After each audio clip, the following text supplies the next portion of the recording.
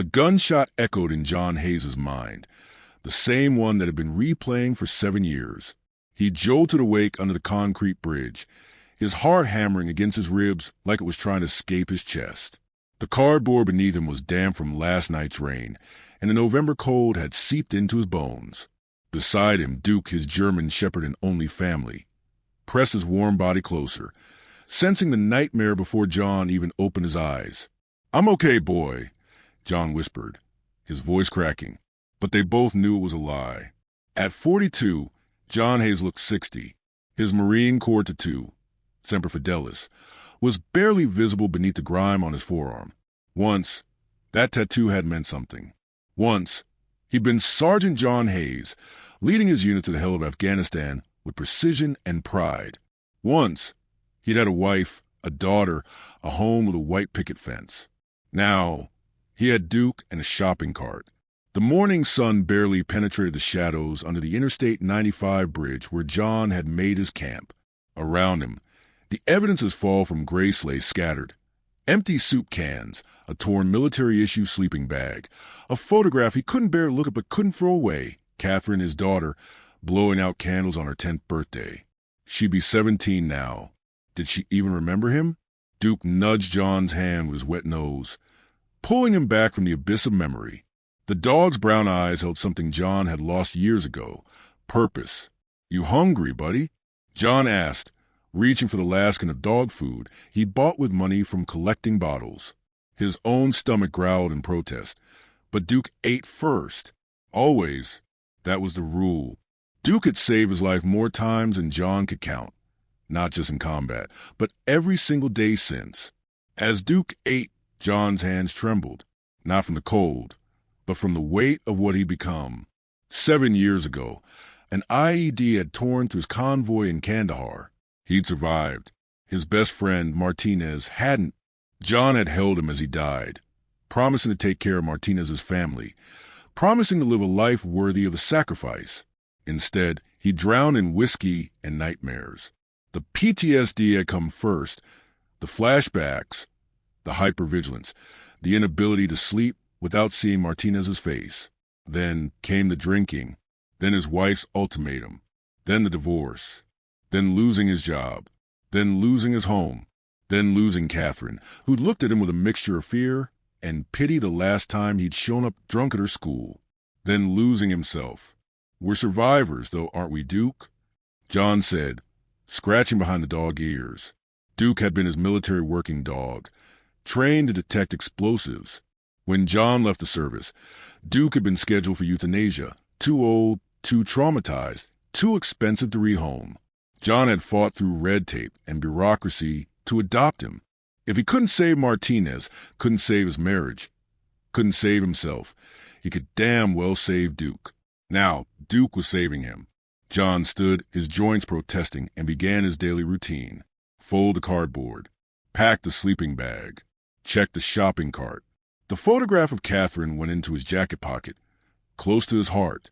He caught his reflection in a puddle, hollow eyes, unkempt beard, the ghost of the man he used to be. "Come on, boy. Let's see what the day brings." They walked through the industrial district where society's forgotten gathered. John nodded to old Pete, who'd lost his legs in Vietnam, to Maria, who'd fled an abusive husband and ended up here, to Tommy, barely 19, kicked out for being gay. Each had a story. Each had fallen through the cracks. Each was invisible. As they passed the abandoned warehouse district, Duke suddenly stopped. His ears perked forward. His body went rigid. The same stance he'd taken in Afghanistan when he detected danger. A low growl rumbled in his chest. "What is it, boy?"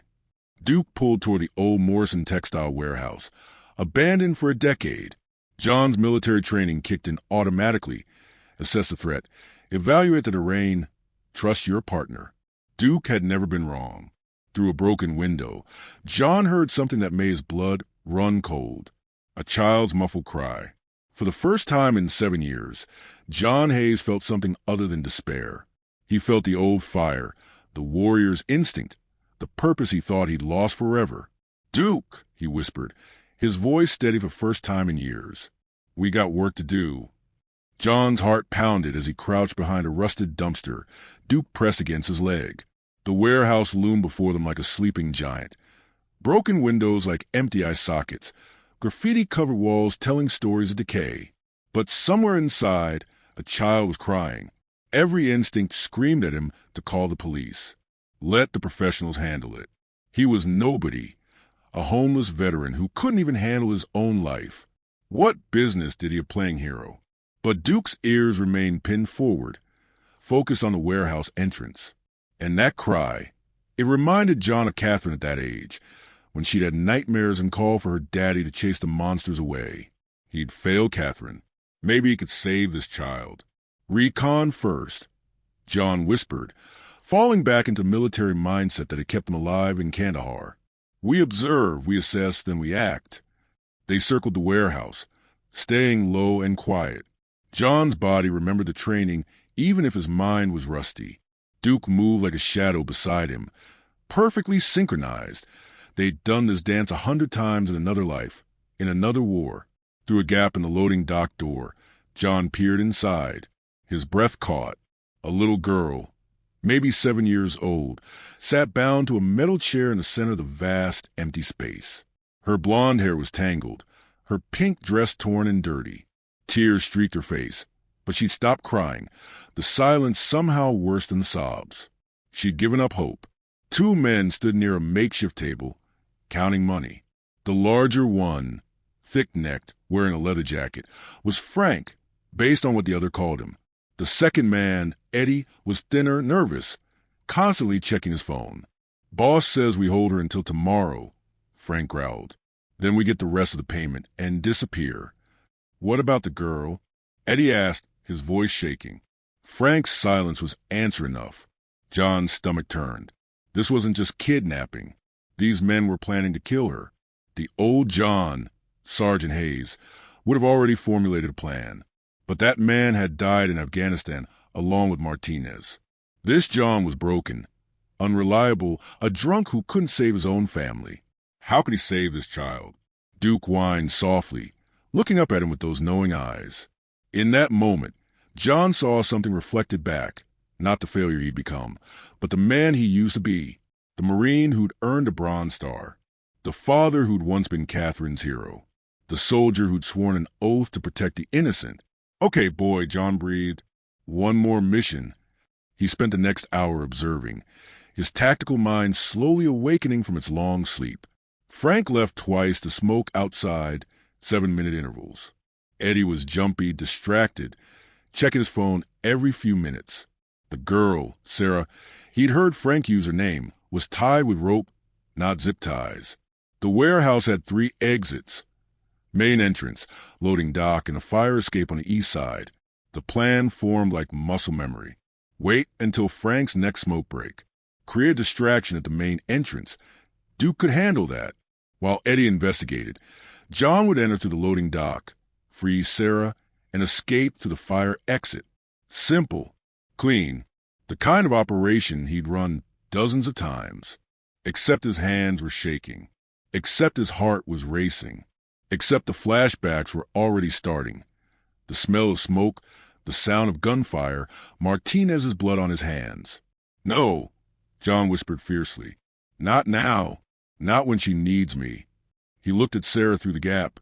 She'd started humming, a broken, desperate sound. A lullaby, maybe. Something her mother had taught her. John thought of Catherine, of all the lullabies he'd sung before the war had stolen his voice. This child would not die. Not today. Not while John Hayes still had breath in his body.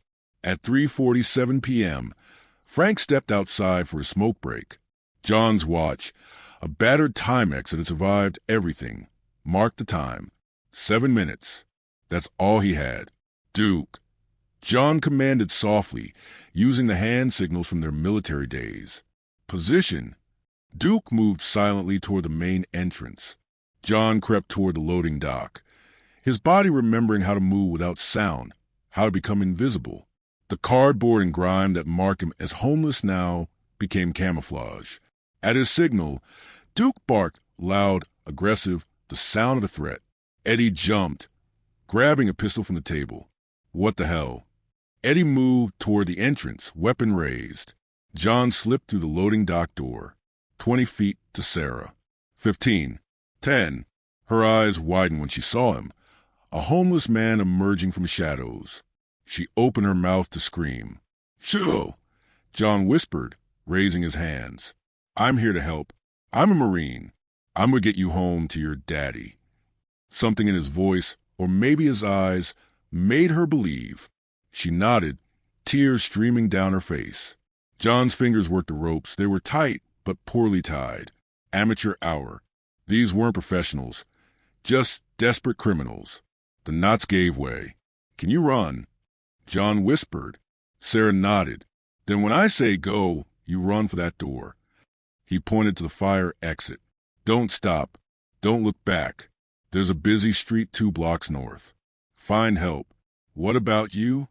Her voice was tiny, broken. "I'll be right behind you." It was a lie.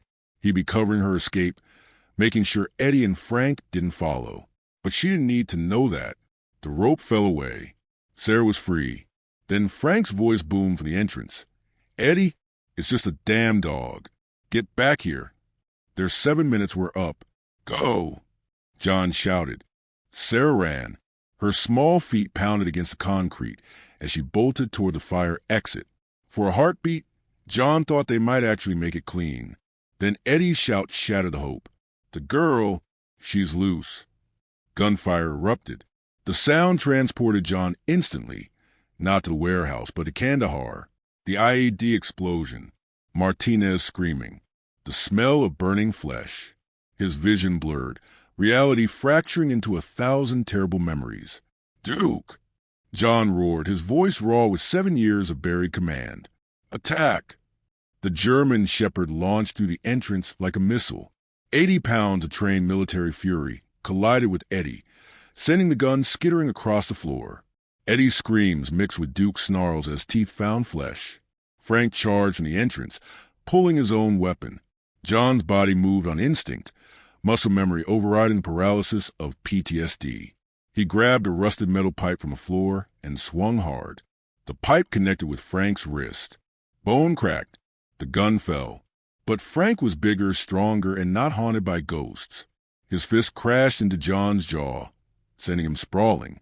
Stars exploded across John's vision. Blood filled his mouth. "You homeless piece of trash." Frank kicked John in the ribs. Pain erupted, white-hot and consuming. "You think you're a hero?" Another kick. John's breath left him. Through the haze of pain, John saw Sarah frozen at the fire exit, her hand on the door. She was looking back at him, watching him die, just like Catherine had watched him to destroy himself. "Run." John choked out. "Sarah, run." Frank raised his boot for another kick, this one aimed at John's head. A killing blow. But John Hayes had survived an IED blast. He'd survived losing everything. He'd survived 7 years of hell on the streets. He wasn't dying here, not when a little girl needed him. John caught Frank's boot mid-kick and twisted. Frank crashed down hard. Before the bigger man could recover, John was on him, years of rage and redemption fueling every punch. For Martinez, for Catherine, for every night sleeping under that bridge, for every moment he'd felt worthless. For Sarah. Frank's nose shattered under John's fist. Blood sprayed. The kidnapper tried to fight back, but John had become something primal, not the broken veteran, but the warrior he buried. Across the warehouse, Duke had Eddie pinned, jaws locked on the man's arm. Eddie's screams had turned to whimpers. "Duke, release!" John commanded. The dog obeyed instantly, backing away but keeping Eddie in sight. Eddie curled into a ball, sobbing, defeated. John stood over Frank, chest heaving. His hands were bloody, some his, some Frank's. His ribs screamed with every breath. But he was standing. He was winning. Frank spat blood. "You're dead. You hear me? Dead." "I've been dead for 7 years," John said quietly. "Today I came back to life." He grabbed Frank by the collar and slammed his head against the concrete. Once, the kidnapper went limp. "John." Sarah's voice cut through the chaos. She hadn't run. She'd stayed, waiting for him. John stumbled toward her, Duke at his side. Every step was agony, broken ribs, definitely, maybe internal bleeding. His vision swam, but he kept moving. He'd carried wounded Marines through firefights. He could make it 20 more feet. "I told you to run," he said when he reached her. "You said you'd be right behind me." Sarah's eyes were wide, but no longer with fear, with something else. "Trust. You promised." John's heart cracked open. When was the last time someone had trusted him? Believed in him? He knelt down, wincing. "Can you walk fast?" She nodded. "Then let's go home." They burst through the fire exit, into the gray afternoon. John pulled Sarah close, Duke leading the way through alleys and side streets. Behind them, sirens wailed. Someone must have called the police about the gunshots. John's legs threatened to give out. Blood soaked through his jacket. But Sarah's small hand gripped as tightly, and Duke pressed against his other side, supporting him. They moved through the industrial district, past the places where John had been invisible for so long. But now people saw him, saw the injured man protecting a child, saw the hero, not the homeless. "Are you okay?" Sarah asked, her voice trembling. "I will be," John said, and for the first time in 7 years, he believed it. 2 blocks north, they found a convenience store. The owner took one look at them and called 911. John collapsed against the wall. Sarah wrapped in his arms, Duke lying across both of them protectively. "What's your name?" Sarah whispered. John Hayes." "Thank you, John." She pressed her face against his chest. "You saved me." "No." John thought as consciousness began to fade.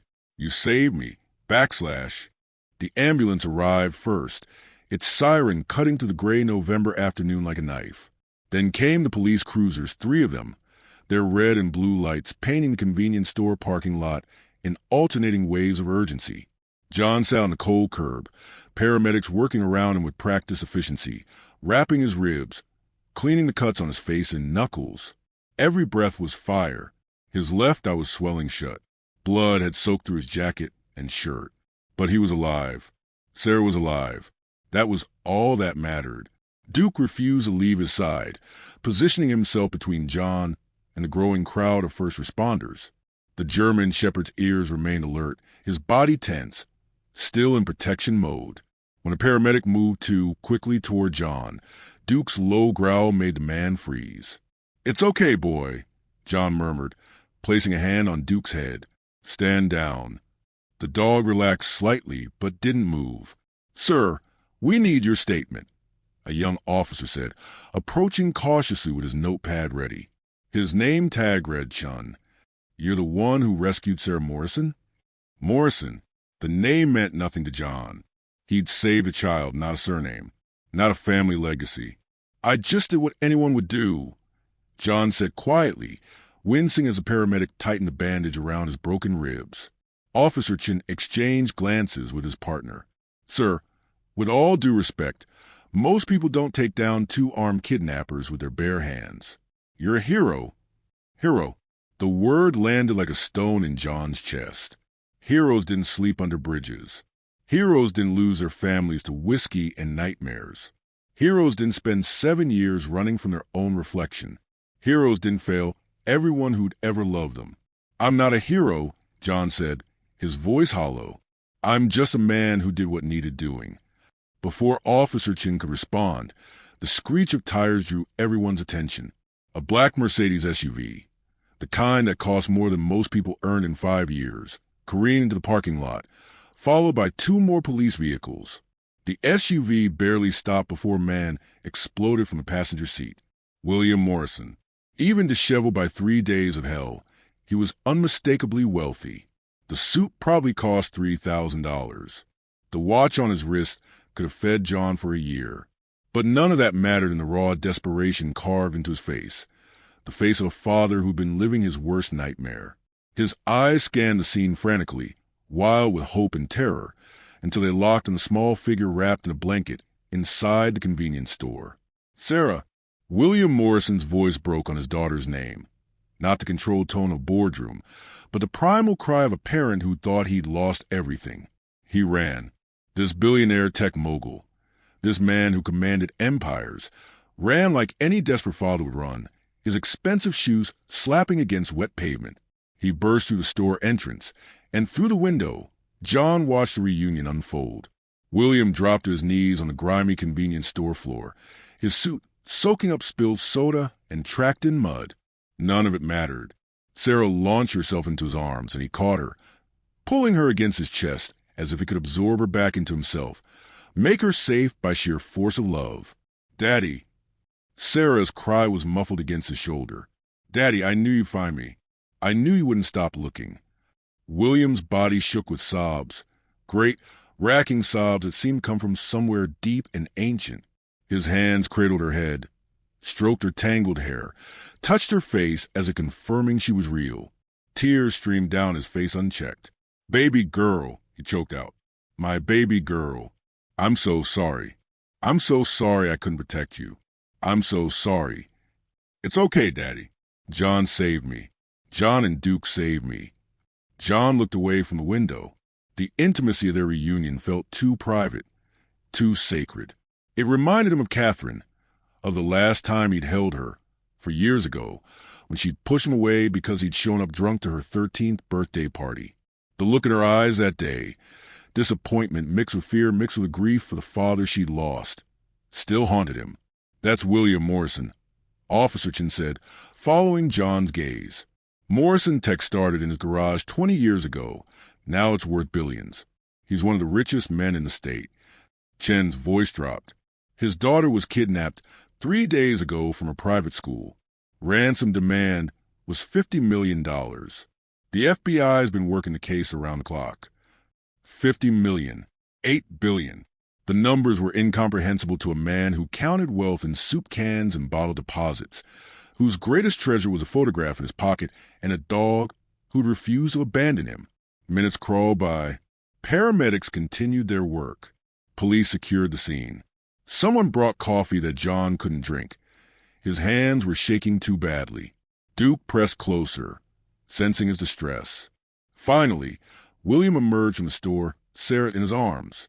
His eyes were red and swollen, his face transformed by relief and joy and something else, something like religious gratitude.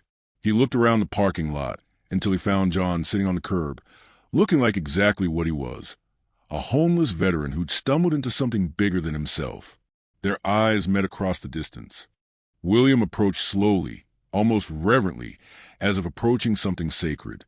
He gently set Sarah down, though she immediately gripped his hand, unwilling to let go.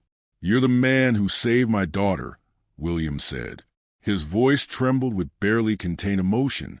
John struggled to stand, his body protesting every movement. Duke rose with him, a solid presence at his side. No." William's voice was firm, commanding, the voice of a man used to being heard. "Don't diminish what you did. The police told me everything. 2 armed men. You had no weapon, no backup, just your courage and your dog." He looked at Duke with something approaching awe. "You risked your life for a stranger's child." "She needed help," John said simply. The words felt inadequate, but they were true. "I'm a Marine, was a Marine. We don't leave people behind. We don't abandon the innocent." William's eyes traveled over John then, really seeing him for the first time. The threadbare military jacket with the faded patches, the worn boots held together with duct tape and hope, the torn jeans, the grime of street life that no amount of rain could wash away. The shopping cart visible in the alley behind the convenience store, holding everything John owned in the world. A sleeping bag, some clothes, empty cans, and a photograph he couldn't bear to look at but couldn't throw away. "You're homeless," William said softly. Not a question, a realization that seemed to physically stagger him. John's jaw tightened.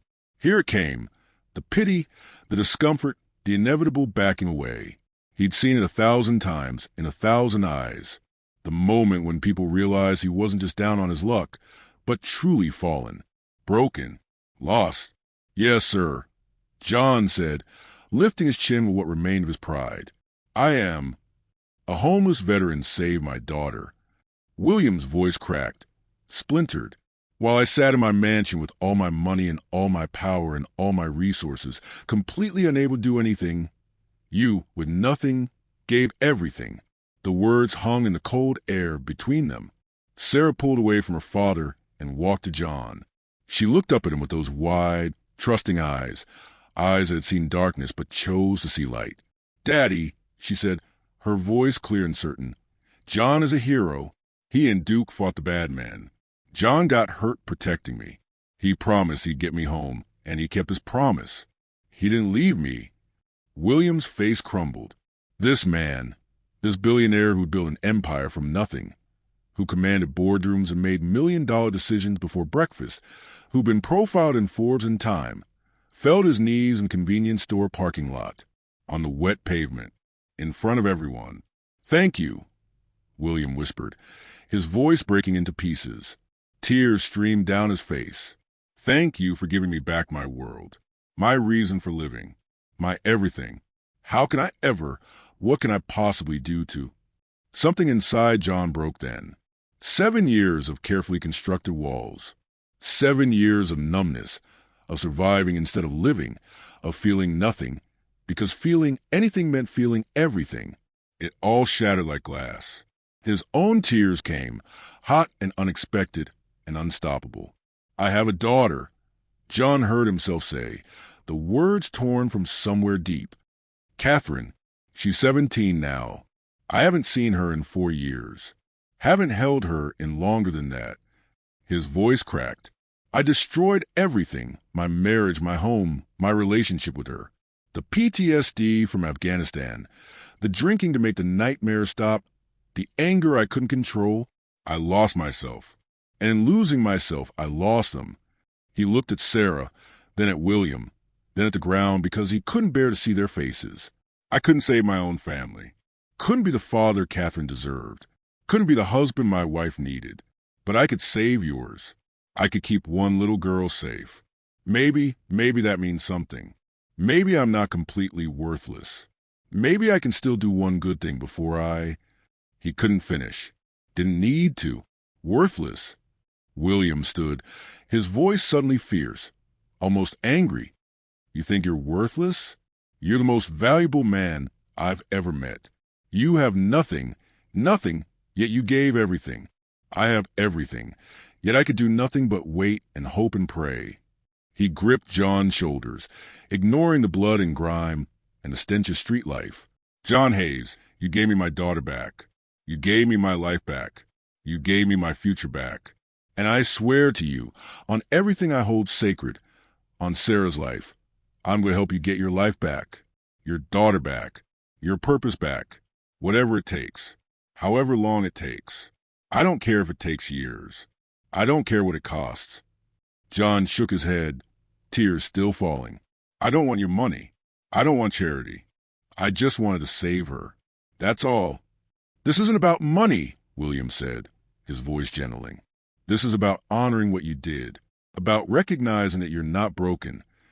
You're a warrior who's been fighting a different kind of war, a war without end, without support, without hope of victory. And warriors deserve to come home. Heroes deserve to be honored. Fathers deserve a second chance." Sarah wrapped her small arms around John's waist, pressing her face against his blood-stained jacket. Duke pressed against his leg from the other side, completing the circle. William stood before him, one hand still on John's shoulder, tears and gratitude shining in his eyes. For the first time in 7 years, John Hayes wasn't alone. For the first time in 7 years, John Hayes felt like maybe, just maybe, he deserved to live. 3 weeks later, John stood outside a modest suburban home in Portland, his heart hammering against his newly healed ribs. The house had a red door and a basketball hoop in the driveway. Catherine's home, the place where his daughter had grown up without him. William Morrison's car idled at the curb, moral support, he'd said. But John had to do this part alone. Duke sat beside him, calm and steady. The dog had been professionally groomed for the first time in years, his coat shining. John barely recognized himself either. Haircut, shave, new clothes that actually fit. 2 weeks in a rehabilitation facility that William had paid for, working through the PTSD with therapists who actually understood combat trauma. But none of that mattered if Catherine wouldn't see him. John raised his hand to knock, then froze. What if she slammed the door? What if she'd moved on, built a life that didn't include a father who'd abandoned her? What if... The door opened. His ex-wife, Linda, stood in the doorway. She looked older, tired, but her eyes widened with shock. "John." Her voice was barely a whisper. "Hi, Linda." His throat felt tight. "I know I have no right to be here, but I need to see Catherine. Just for a minute. To apologize. To tell her." "I saw the news," Linda interrupted. Her eyes were wet. "The little girl you saved. Sarah Morrison. It was you." John nodded. Linda's hand went to her mouth. Catherine saw it too. She's been asking about you. For the first time in years, she's been asking." Hope flared in John's chest, dangerous and bright. "Can I see her?" Linda hesitated, then stepped aside. "She's in her room. Second door on the left." "John, don't hurt her again. Please." "I won't. I swear it." John climbed the stairs, each step feeling like a mile. Duke followed silently. At Catherine's door, John paused, gathering courage he'd found easier to summon against armed kidnappers. He knocked softly. "Come in." Catherine sat at her desk, homework spread before her. She turned and froze. For a long moment, father and daughter just stared at each other across 4 years of silence and pain. She'd grown. 17 now, nearly a woman. She had Linda's eyes but John's stubborn chin. Her hair was longer. She wore a college sweatshirt, University of Oregon. "Hi, Katie Bear," John said, using the nickname from when she was small. Her face crumpled. "Dad." "I'm so sorry." The words burst from him. "I'm sorry for everything. For the drinking. For missing your birthday. For all the times I chose the bottle over you. For becoming someone you couldn't recognize. For failing you when you needed me most." Catherine stood, tears streaming down her face. "I saw what you did. On the news. You saved that little girl. You were a hero. I was trying to be the father I should have been for you," John said, his own tears falling. "I couldn't save us, but I could save her. And it made me realize I want to come back, Katie. Not to who I was, but to who I should be. I'm getting help. Real help. I'm sober. I'm working through the PTSD. I know I can't erase 4 years, but..." Catherine crossed the room in 3 steps and threw her arms around him. "I missed you," she sobbed into his chest. "I miss my dad so much." John held her, this daughter he'd lost and found again, and let himself cry. Duke pressed against both of them, completing their circle. "I'm here now," John whispered, "and I'm not leaving again. I promise." "You saved her," Catherine said. "That little girl. You saved her." "No," John said, looking into his daughter's eyes. "She saved me. She reminded me who I used to be, who I can be again, who I want to be for you." Outside, the November sun broke through the clouds. Inside, a father and daughter began the long journey home. Together. If you enjoyed this story, don't forget to like, share, and subscribe for more thrilling veteran dog tales. Join our community and never miss a story that touches a heart and sparks the imagination.